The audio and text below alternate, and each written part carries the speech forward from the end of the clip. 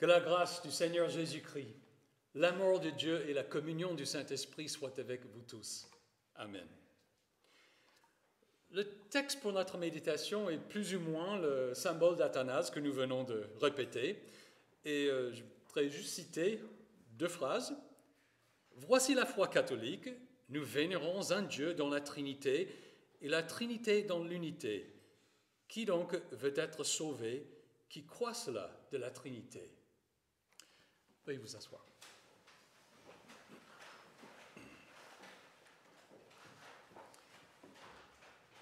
Pourquoi faut-il croire à la Trinité en les termes du symbole d'Athanase? Est-ce vraiment nécessaire d'élaborer une confession si détaillée sur la nature de Dieu? Une conception plus simple de Dieu ne pourrait-elle pas suffire? Souvent, oui. Prenez par exemple le brigand sur la croix, l'un des 2 autres crucifiés avec Jésus. Il n'a pas pu avoir cette compréhension de la Trinité. Néanmoins, il est mort dans la promesse de Jésus qui serait avec lui au paradis le jour même. Mais notre cas est un peu différent. Nous ne venons pas tout juste de parvenir à la foi. Nous n'habitons pas non plus une communauté juive du 1er siècle où tous ont la même confession de foi en l'Éternel. Écoute Israël, l'Éternel notre Dieu est le seul éternel. Par contre, nous habitons un monde dans lequel il y a beaucoup de conceptions contradictoires de Dieu ou des dieux. C'est pourquoi l'Église chrétienne a composé ces symboles, des déclarations de ce que Dieu a révélé et donc de ce que nous croyons. L'un de ces symboles est celui d'Athanase. Il précise la doctrine de la Trinité, le fait qu'il y a un seul Dieu en 3 personnes. Car face à de fausses idées, cette compréhension de la Trinité est nécessaire pour avoir une juste connaissance de Dieu et de l'Évangile. Elle est alors nécessaire pour avoir l'assurance et la joie du salut. Commençons par le terme Trinité. Le mot ne figure pas dans la Bible, mais le concept y est. L'idée de la Trinité se trouve dans 2 de nos lectures d'aujourd'hui.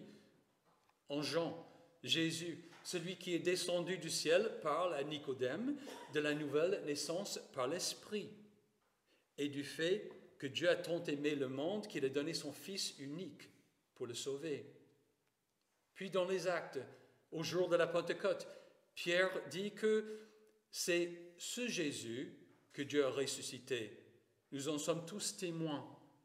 Élevé à la droite de Dieu, il a reçu du Père le Saint-Esprit qui avait été promis et il a déversé, comme vous le voyez et l'entendez. Père, Fils et Saint-Esprit, le concept d'un seul Dieu en 3 personnes fait partie intégrale de la révélation biblique. Or, la conception d'une Trinité défie la logique humaine. Toutefois, elle nous donne un moyen de penser à Dieu et de parler de lui en évitant des erreurs, les erreurs de notre logique.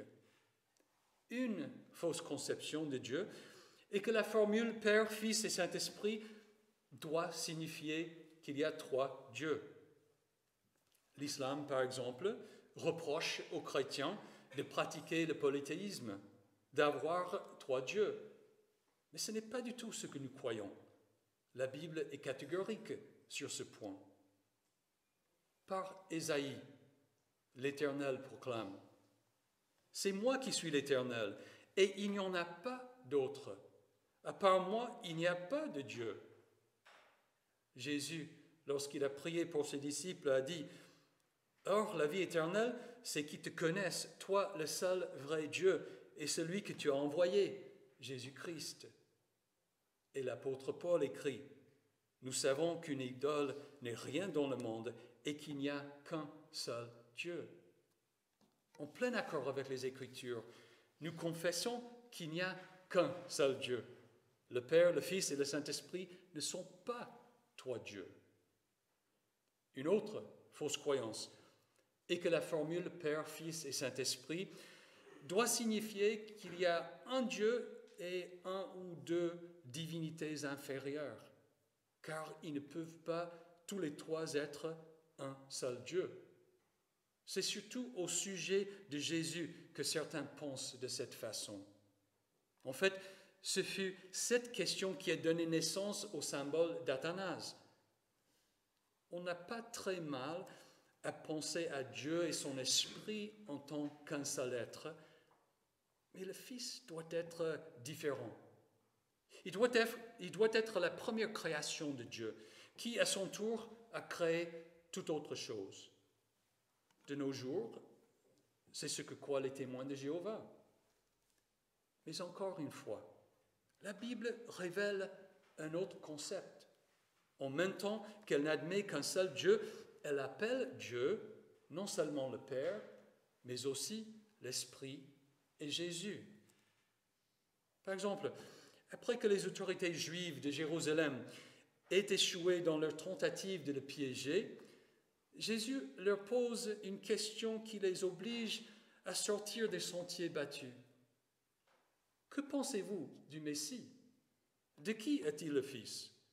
Ils lui répondirent, de David. Et Jésus leur dit, comment donc David, animé par l'Esprit, peut-il l'appeler Seigneur lorsqu'il dit, le Seigneur a dit à mon Seigneur, assieds-toi à ma droite jusqu'à ce que j'ai fait de tes ennemis ton marchepied. Si donc David l'appelle Seigneur, comment peut-il être son fils? Quand Thomas voit enfin le Christ ressuscité, il fait sa confession de foi. Mon Seigneur et mon Dieu. Une confession que Jésus ne refuse pas. Ou bien lorsqu'Ananias et son épouse mentent au sujet de l'argent qu'ils ont apporté aux apôtres, Pierre leur fait ce reproche. Ananias, pourquoi Satan a-t-il rempli ton cœur au point que tu aies menti au Saint-Esprit et gardé une partie du prix du champ? Ce n'est pas à des hommes que tu as menti, mais à Dieu. La Bible appelle clairement toutes les trois personnes, Père, Fils et Saint-Esprit, Dieu. Elle ne parle jamais d'un demi-dieu quelconque que le Père aurait créé. La Bible ne parle que d'un seul Dieu.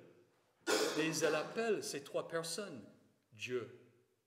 Pour exprimer ce mystère, l'Église emploie le terme Trinité. Examinons une dernière fausse idée. Pour certains, Père, Fils et Saint-Esprit signifie que Dieu a trois modes, ou qui peut exister sous l'un de trois états différents, comme les trois états de la matière, solide, liquide et vapeur. Selon cette pensée, Dieu se manifesterait parfois comme le Père, parfois comme le Fils ou le Saint-Esprit, mais pas tous les trois à la fois. Pourtant, dans les Écritures, Jésus parle au présent de lui-même, du Père et du Saint-Esprit, ce qui montre que les trois personnes existent et agissent simultanément. Nous avons déjà mentionné sa prière. Or, la vie éternelle, c'est qu'ils te connaissent, toi, le seul vrai Dieu et celui que tu as envoyé, Jésus-Christ. Quand il répond à certains qui le contredisent, il dit « Si je me rends gloire à moi-même, ma gloire ne vaut rien. Cependant, c'est mon Père qui me rend gloire, lui que vous présentez comme votre Dieu alors que vous ne le connaissez pas. » Et quand ces mêmes hommes l'accusent de sorcellerie, Jésus dit « Si Satan chasse Satan, il lutte contre lui-même. Comment donc son royaume subsistera-t-il? Mais si c'est par l'Esprit de Dieu que je chasse les démons, alors le royaume de Dieu est venu jusqu'à vous. » Les trois personnes qui s'appellent Dieu existent et agissent en même temps. C'est pourquoi au baptême de Jésus, le Père a parlé et le Saint-Esprit est descendu sous la forme d'une colombe. C'est aussi pourquoi nous confessons que nous vénérons un Dieu dans la Trinité et la Trinité dans l'unité, sans confondre les personnes ni diviser la substance. Eh bien, pourquoi tout cela est-ce si important?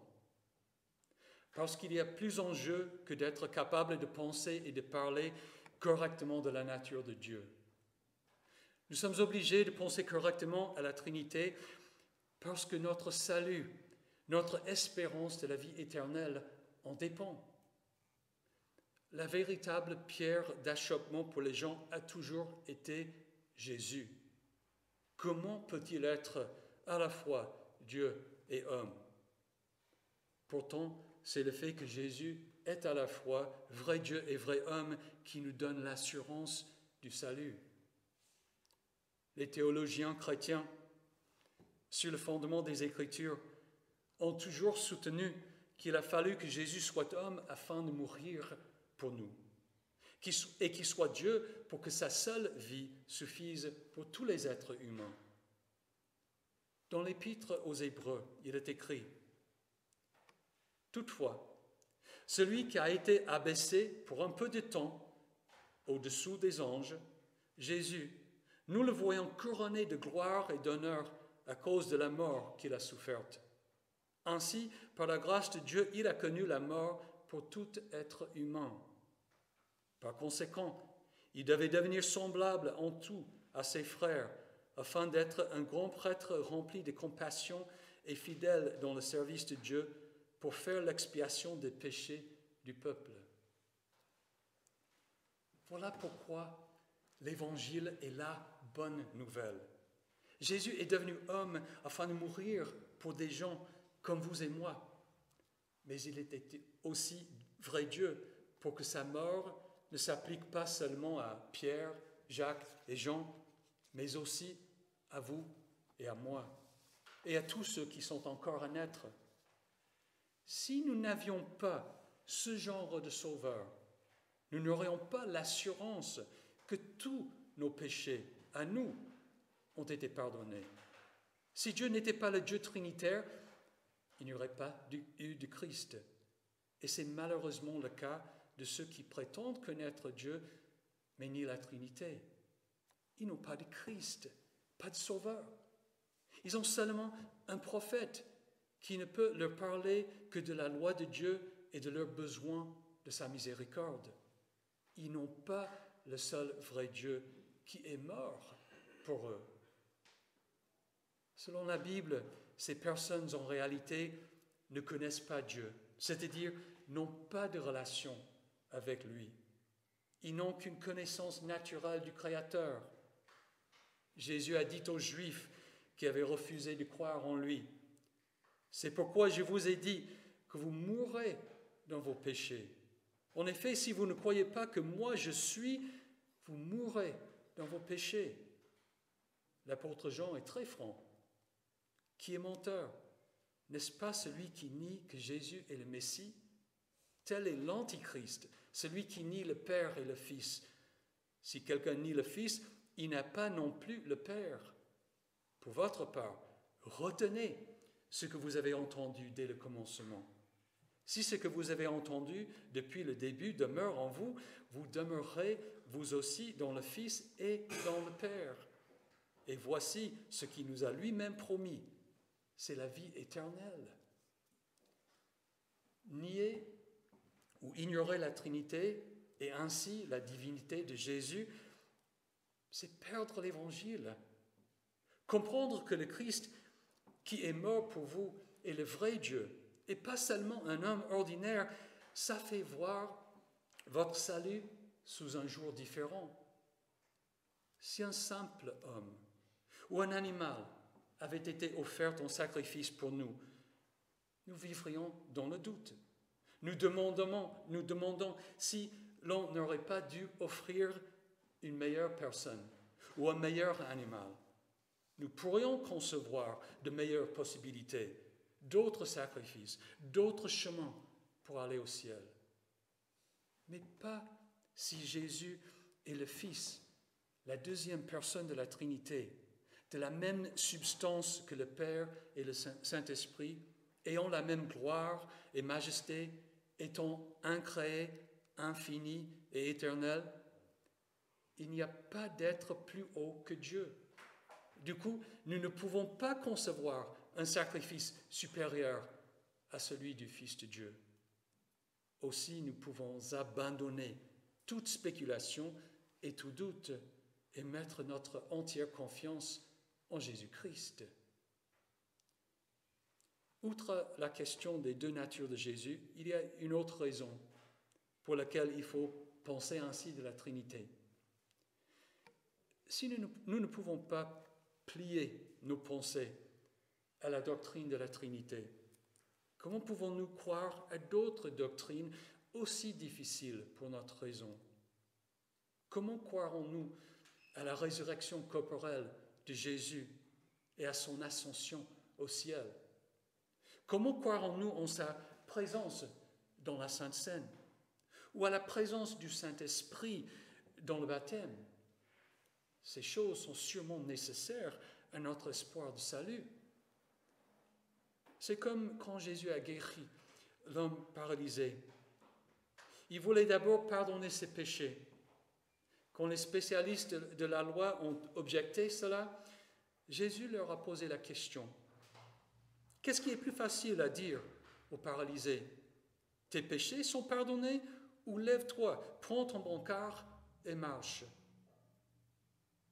Aucune de ces deux choses n'était possible pour les spécialistes de la loi, mais les deux étaient possibles et faciles pour Jésus. Ainsi en est-il pour tous les enseignements de la Bible qui dépassent notre raison humaine. Ils sont faciles pour Dieu et nous annoncent le salut. C'est pourquoi je vous dis, frères et sœurs, que la doctrine de la Trinité nous révèle un puissant Sauveur, sans égal et plus que capable de nous sauver tous. Il est Christ, le Seigneur. Il est Dieu Tout-Puissant, la deuxième personne de la Trinité. La doctrine de la Trinité est un appui solide pour la foi et pour la connaissance de la vérité. Elle nous donne une juste connaissance de Dieu et de l'Évangile. C'est pourquoi nous confessons. Qui donc veut être sauvé? Qui croit cela de la Trinité? Que la paix de Dieu, qui dépasse tout ce que l'on peut comprendre, garde votre cœur et vos pensées en Jésus-Christ pour la vie éternelle. Amen.